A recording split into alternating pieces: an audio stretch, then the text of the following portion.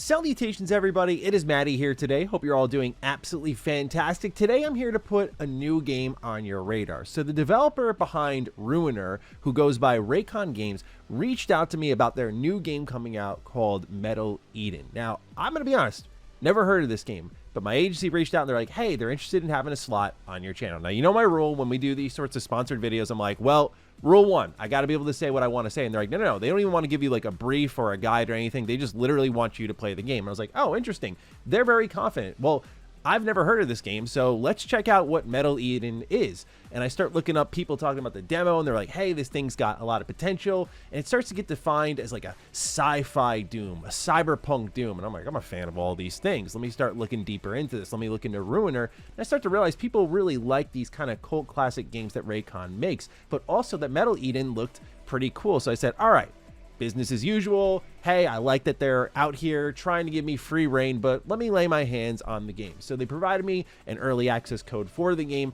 I started messing around, and while it's not like the next Doom, it's the real deal in a lot of ways, and it's so sad that it's launching in the front of an extremely busy month and on the same week as Silksong. So I thought I'd do my part and try to help out here. But of course, shout out to Raycon Games, shout out to Deep Silver for sponsoring today's video. Like I said, they wanted me to check out Metal Eden, and I had a really good time playing this one, y'all. So I want to break it down. If you're into Doom, I think you're really gonna like what's here, and especially if you're like me and you're into cyberpunk stuff, high future stuff, and also like really creepy narrative stuff, then you might have something that you want to check out at some point this year. So ladies and gentlemen, if you're new here and you're into not just the latest and greatest, but sometimes those hidden gems, consider subscribing. So let's break down what's going on within Metal Eden, because I actually found the cutscene presentation and the story premise to be really gripping and interesting. This was not something I was expecting in a Doom clone, if you want to call it that, of any kind, right? Like, I think Doom 2016 presents the best front for a narrative in the Doom world, but it's still very opt-in. Like, do you want to read all the codex entries? If so, yeah, you're going to have a lot to chew through in Doom 2016. But that's the best touchstone for Metal Eden. It's not like race car Doom as you'd get in something like Doom Eternal. It's more like that in between Doom 2016 and Eternal, where you can really go fast and enemies can get really aggressive, but it's not to the point that it's completely out of control or the skill ceiling can get ridiculously high. But basically you play as a character named Asuka, who is an android that continues to have their body regenerated over and over. They're a hyper unit that continues to fight, and basically humanity's chase for progress has led them to the stars and led them to another side of the universe and building a floating city, and a lot of that's powered by this new form of technology called cores. And using these cores, they've built out this pocket that has also gone to shit. Despite all the power they have, all the progress they had, it completely ruined them. I found that to be a very captivating premise because it is speaking to the human nature. And you'll have a character named Nexus who ominously speaks in your ear as you go from point A to point B. It reminds me again a lot of 2016's Doom, where you had a voice in your ear as you were going point A to point B as well. You know, Hayden would just fill in these blanks in the story, fill in these blanks in the environment, and just start building a bit of atmosphere with incredible voice work. I mean, it's very similar here. And in fact, there's like the first mission in the game where it just has a very Doom Mars-like atmosphere and environment. So yeah, if you like Doom 2016, I mean, I enjoy Doom the Dark Ages, but if you liked sort of the older id Doom style games, I think you'll really like what they've got here. But that's enough on the story because it's not really what you're here for, but I just want to say like the presentation, the cutscenes, especially like the opening ones, the ones that set up the missions are pretty good. You can feel some of the straining of the budget in certain points in the cutscenes where like you see Asuka just like readying herself like 40 times in missions, but because the camera angle's changing as she's doing these things, it feels like the cinematics director was probably hoping you wouldn't notice this as the camera's changing in so many positions, and especially because the buy-in to the narrative is so low that maybe you wouldn't care. But I noticed it. It definitely felt a little cheap at times because especially when they set such a high bar for themselves, sometimes the cutscenes don't always hit that level. But when they hit, I think they hit pretty good. But again, you're not really here for the story, but I wanted to highlight that initially because I did find it to be surprisingly gripping, and I was really hanging on to every word that Nexus was letting out because it was well written and really well acted.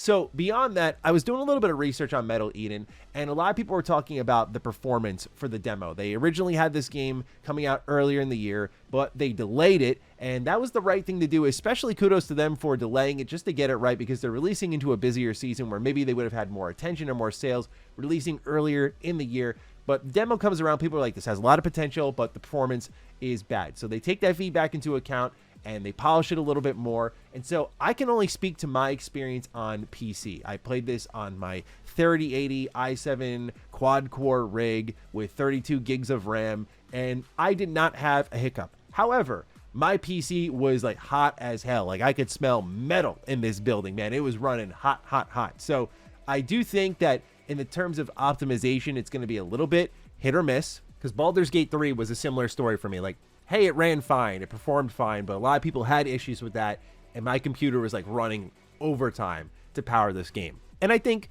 that naturally transitions into the visuals you see.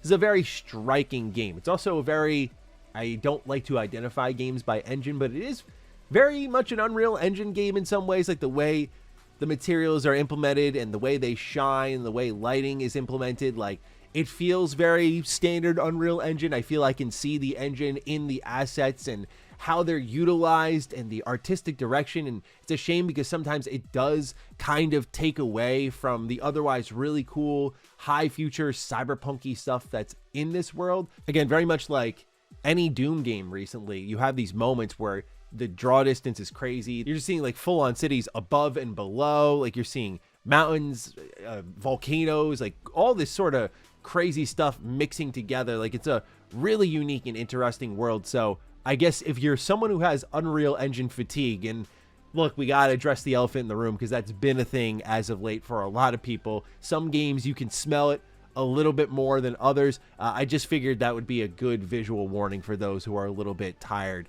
of that style. But I think it looks quite good, and it achieved that sort of clinical high future look and feel ultimately, which I thought was solid, because ultimately when you're speaking about a society that's reached this technological peak and destroyed themselves, I love how the environments reflect this cleanliness, and yet everyone's like shooting and trying to kill one another.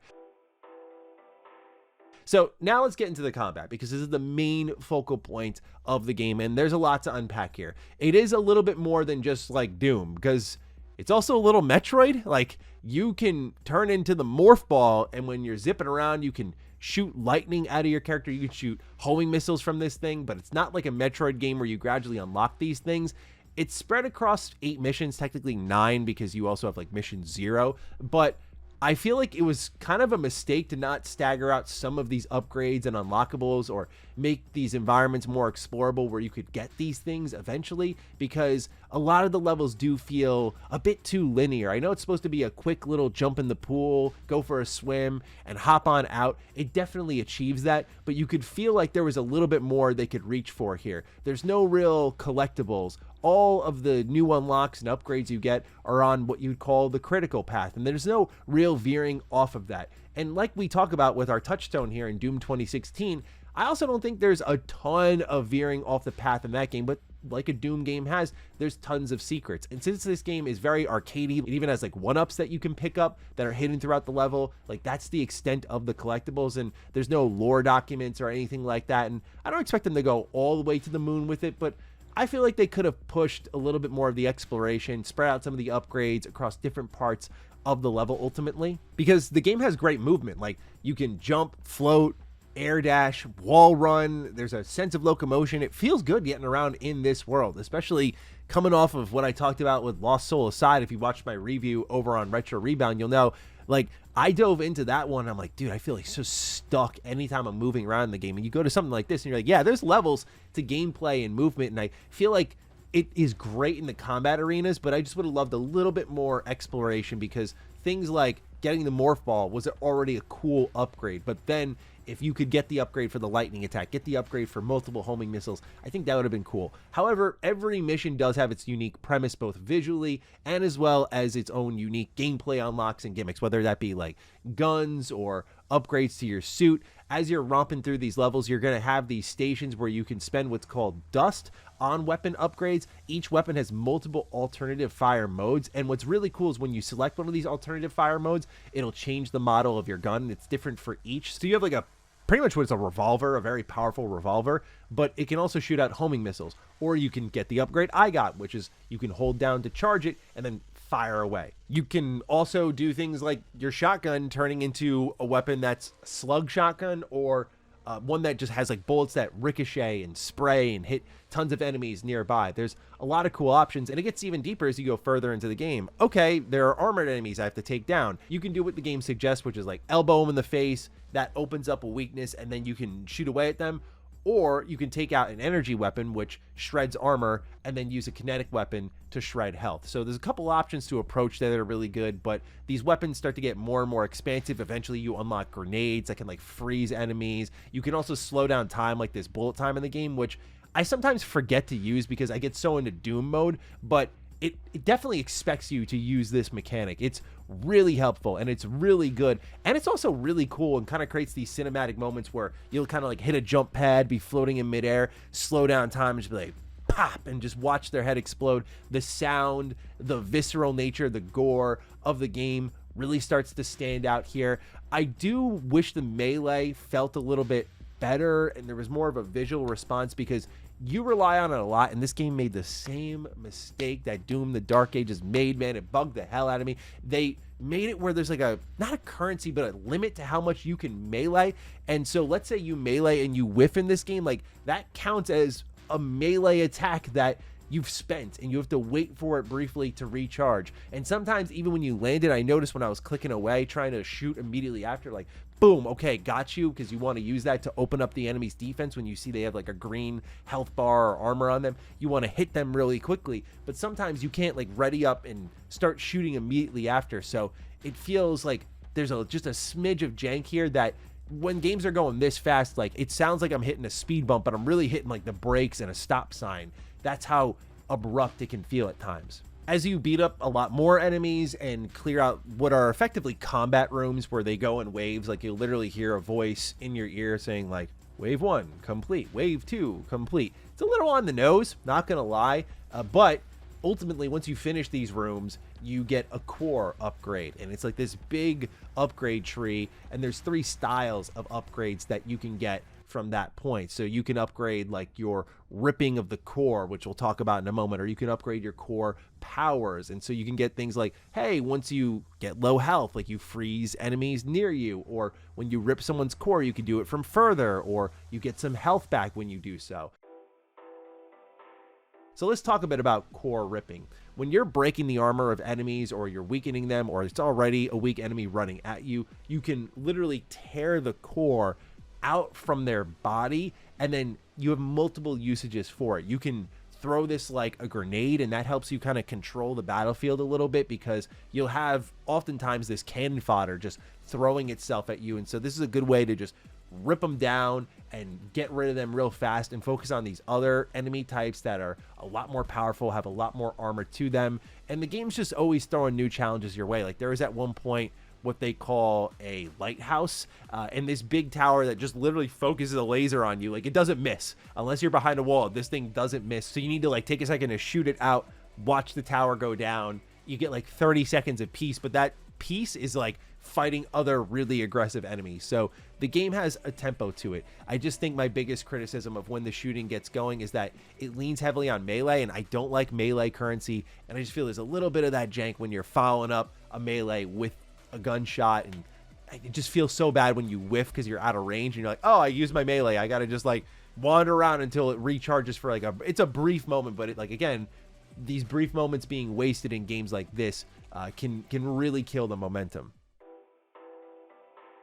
But all in all, I've had a good time with it so far. It's a short little first-person shooter. You may have heard me rant and rave about this before, but look, man, like I miss an era where we got just like cool, random first-person shooters. We went, oh, interesting, that exists. And like Metal Eden kind of fits that pocket, where it reminds me of like the 360 PS3 days, where these random first-person shooters would come out and They would kind of surprise you a little bit. They wouldn't be perfect, but they'd have enough to it where you'd be like, oh man, I'm glad I checked that one out. And so I think Metal Eden finds itself in that pocket. Like, not one of the best things I've played this year, but definitely a fun enough time to recommend if you want to get it on like a sale or something like that. So ladies and gentlemen, let me know your thoughts on Metal Eden down below. Excited to see what you think of the game. Other than that, shout out again to Deep Silver and Raycon Games for sponsoring today's video, and I'll catch you in the next one. Stay sexy, stay active. I love you all.